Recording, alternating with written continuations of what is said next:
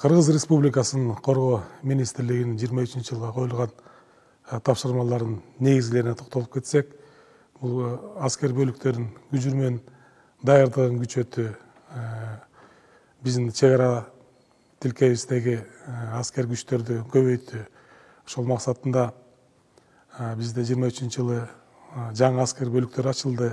Көп жылдан бери оңдолуп жатпаган техникаларды оңдоо максатында бизде ремонттук базалар ачылды.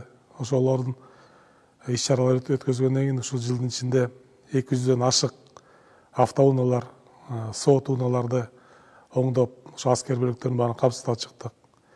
Өзүңүздөргө маалым болгондой, бизде авиациябыз, учактарыбыз, тик учактарыбыз баары тең жаңыдан ремонттолуп, жаңы учактарды сатып алдык. Бүгүнкү күндө биздин абадан кол салуудан коргоон күчтөр бир топ жаңы авиационный техника менен камсыздалынды.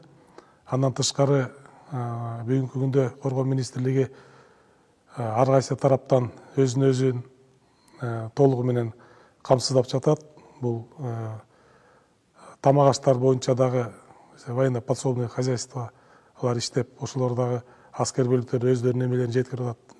Жалпы саны 35 миллион сомго жакын азык-түлүктөр тапшырылды ошол 23 жылы. Андан тышкары Коргоо министрлигинин бүт аскер кызматкерлеринин баары тең кийим-кечек менен камсыздалат, өзүбүздүн күчүбүз менен.